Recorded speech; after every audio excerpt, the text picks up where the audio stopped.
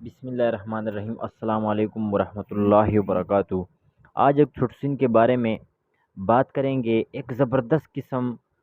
کے انفارمیشن آپ لوگوں کو دینے والا ہوں جو شاید آپ لوگ پہلے نہ سنا ہوگا نہ دیکھا ہوگا کہ اصل میں اکسیٹوسن ہمیں کتنا نقصان پہنچاتا ہے، ان کی افادیت کیا ہے، ان کا نقصان کیا ہے، ان کا استعمال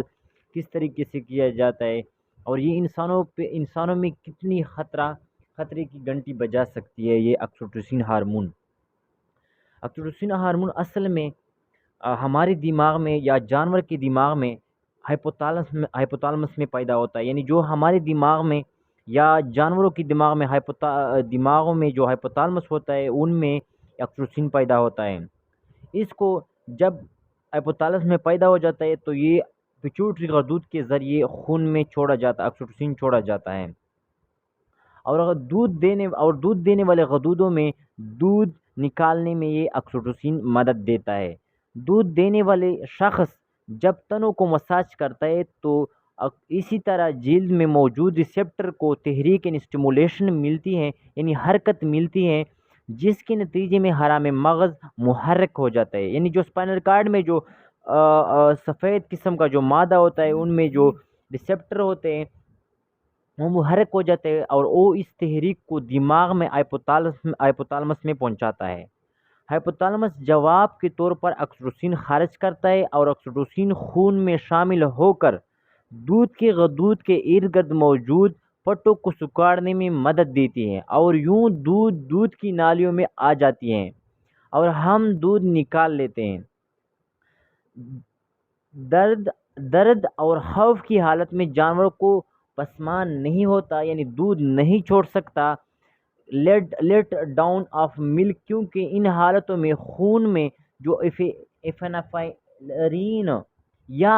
نورفیرفرین شامل ہو جاتی ہے، جس سے خون کی نالیاں تنگ ہو جاتی ہے، اور اس کے نتیجے میں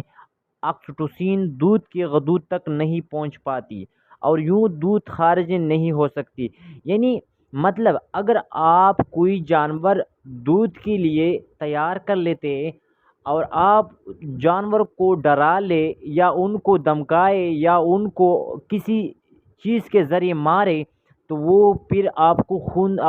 کو پھر دودھ نہیں دے سکتی۔ کیوں نہیں دے سکتی؟ کیونکہ ان میں جو خون کی نالیاں ہوتی ہے وہ تنگ ہو جاتی، نورفیرامین یا ایپائنو فائرین جب پیدا ہو جاتے ہیں تو خون کی نالیاں تنگ ہونے کی وجہ سے اکسیٹوسن ہائپوتالمس سے جو تن ہوتے ان کو واپس نہیں پہنچ سکتی، جس کے نتیجے میں ہمیں دودھ نہیں چھوڑ سکتی گائے۔ تو اسی وجہ سے جب جانور آپ دونے کے لیے تیار کر لے تو جانور کو محبت کے ساتھ اور بہت ہی خوبصورت طریقے سے آپ نے جانور کو آپ نے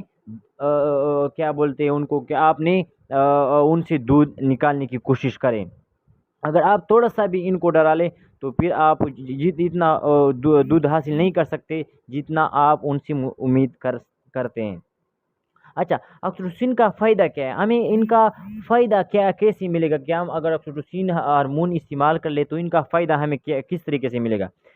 اکسیٹوسن کے فائدے: بچہ پیدا کرنے کے بعد خون کو روکنے میں اکسیٹوسن مدد دیتا ہے، یعنی بچہ پیدا کرنے میں مدد دیتا ہے۔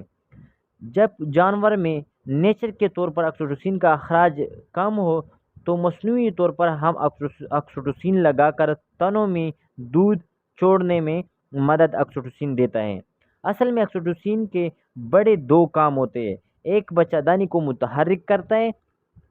اور دوسرا یعنی حرکت میں لاتی ہے بچہ دانی کو، دوسرا کام تنوں میں اکسیٹوسن دودھ لانے میں مدد دیتی ہے، تیسرا کام اگر کوئی جانور جیر نہ بھی نکال رہا ہو تو اس وقت بھی اکسیٹوسن اگر لگائے تو جیر 20 منٹ میں، یعنی جو ہم پلیسنٹا کہتے ہیں ہم جیر کہتے ہیں، وہ 15-20 منٹ میں نکال دیں گے۔ کس کے ذریعے؟ اکسیٹوسن لگانے سے ہمیں وہ جیر باہر نکال دے گی۔ اور اگر وہ ڈیلیوری کے نزدیک ہو اور وہ ڈیلیوری نہ بہتر یعنی بچہ پیدا نہیں کر سکتا ہے جانور، تو اگر وہ بھی اسی وقت اکسیٹوسن ہارمون لگائے تو بچہ دانی کے منہ کو سروکس کھل جاتا ہے اور وہ بچہ آسانی سے پیدا ہو سکتا ہے۔ یعنی اگر ہم عاملہ جانوروں کو بھی آکسیٹوسن لگائے تو یہ ایبورشن بھی کر لیتا ہے۔ اچھا، آکسیٹوسن کے نقصانات کیا ہے، پیچیدگی کیا ہے، کمپلیکیشن کیا ہے کہ آکسیٹوسن اگر ہم لگا بھی لے تو ان کا ہمیں کتنا نقصان پہنچ سکتا ہے آکسیٹوسن استعمال کرنے سے۔ نقصانات: آکسیٹوسن اینیملز یا ہیومن میں اگر ہم استعمال جانوروں میں استعمال کر لیں یا انسانوں میں استعمال کر لیں تو ان کا نقصان ہمیں کس طریقے سے پہنچ سکتا ہے۔ حاملہ جانوروں کو اگر آکسیٹوسن لگائے تو یہ ایبورشن کر لیتا ہے، یعنی بچہ گرا دیتا ہے۔ آکسیٹوسن لگانے سے بچہ دانی بہت زیادہ متحرک ہو سکتا ہے، جس کی وجہ سے بچہ دانی کو نقصان ہو سکتا ہے، اور وہ جو بچہ فرٹیلائز ہوتا ہے کرتا ہے بچہ دانی، وہ اسے جو نا آپ ہاتھ دھو سکتے ہیں انسانوں میں یا جانوروں میں زیادہ لگانے کی وجہ سے۔ آکسیٹوسن لگانے سے جانور میں بچہ بھی مر بھی سکتا ہے۔ اگر ایک جانور کو بار بار آکسیٹوسن لگائے تو یہ ممکن ہے کہ یہ جانور دوبارہ حاملہ نہیں ہو سکے گا، یعنی یہ جانور بچے سے بچپن بانجھاپن ہو جائے گا، یعنی یہ انفرٹائل ہو جائے گا، یعنی ان کا جو بچہ دانی کا جو سسٹم ہے وہ بھی ان سے جو نا ختم ہونے کا اندیشہ ہو سکتا ہے۔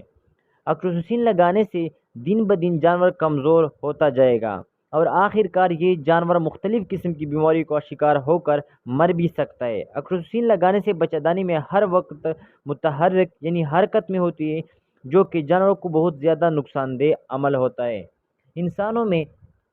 آکسیٹوسن لگانے سے اثرات انسانوں میں بھی منتقل ہو سکتا ہے۔ اگر آکسیٹوسن انجیکشن لگانے والے جانور کی دودھ انسانوں میں استعمال کیا جائے تو پھر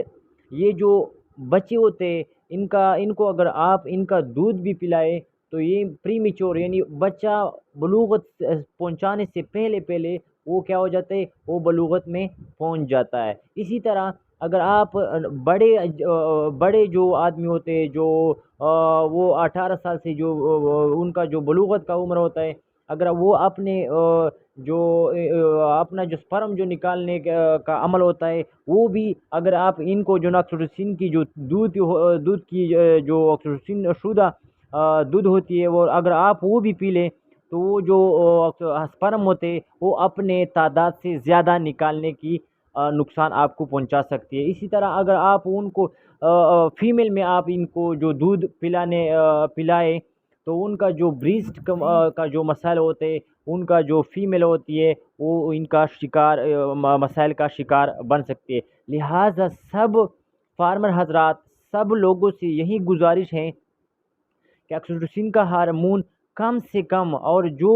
بہت ہی ریکگنائز ڈاکٹر کے مطابق استعمال کیا جائے، نہ کہ اتنا بے دریغ استعمال سے جس سے ہمیں بھی نقصان پہنچ سکتا ہے، جانوروں کو بھی نقصان پہنچ سکتا ہے۔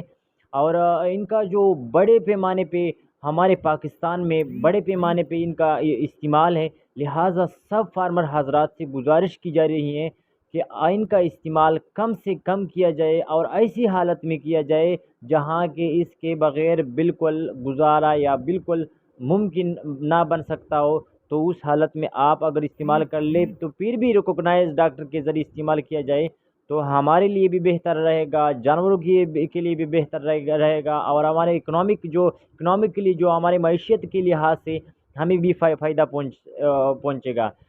یہ ویڈیو آپ دوسرے لوگوں کے ساتھ شیئر کر لیں تاکہ دوسرے بندوں کو بھی ان کے بارے میں افادیت کے بارے میں پتہ چل سکے۔ آپ لوگوں کے لیے بڑی مہربانی، شکریہ، تھینک یو فار واچنگ۔